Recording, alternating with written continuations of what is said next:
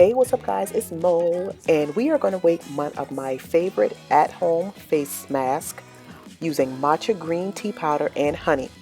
And I'm using the Matcha Works organic matcha powder. I've recently updated my recipe to include honey for its soothing and moisturizing properties, which gives my skin a nice glow. The word matcha actually means powdered tea. This is finely ground green tea leaves, and you can see this nice green color. Kind of looks like the Incredible Hulk, which I love. So we are going to take a teaspoon of the powder, and you can drop that into a glass jar or a bowl or whatever you want to use to mix your mask in. I'm going to use about 3/4 of a teaspoon of honey. And like I said, honey is known for its moisturizing properties, and it also has antibacterial properties. So if you're dealing with any acne, honey is good for you to use. We're going to add just a little bit of water.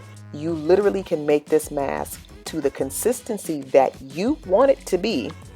I'm going to pour just a little bit in here, and I like to use a whisk to stir it with because that helps break up the chunks a little bit better than a spoon.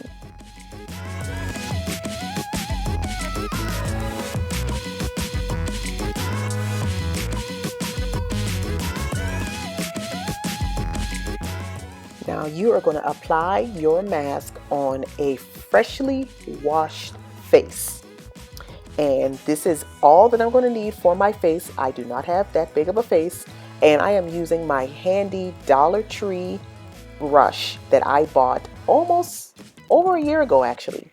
This brush has been hanging with me, has been rocking with me for all of the different face masks that I apply, and it's still hanging in there. So I'm just smoothing and spreading the mask out all over my face, getting those areas that I definitely want to hit, like my nose. I have oily skin and enlarged pores. So this mask really helps to suck out some of the gunk out of my pores, especially around and on top of my nose and my cheekbones right underneath my eye area. So I will apply the mask all over my face first, and then I'll go back and add a double layer in my trouble areas.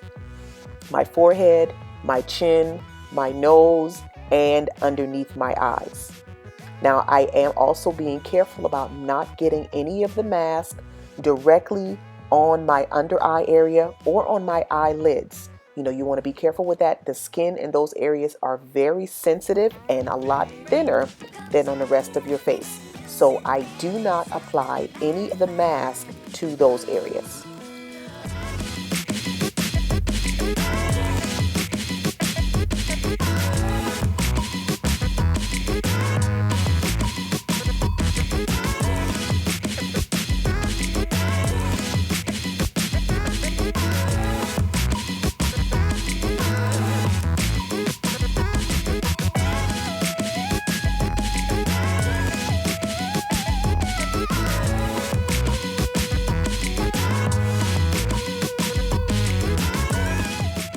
And now that my face is done, I take the last little bit and I go underneath my chin and on my neck.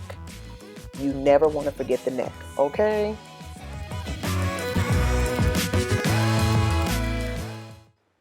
Now you should give your mask at least 20 minutes to dry before you rinse it off.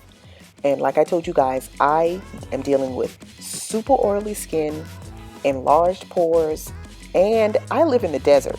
So I am going to allow this mask to dry on my face for at least 30 minutes. So I've got some time to kill to entertain myself.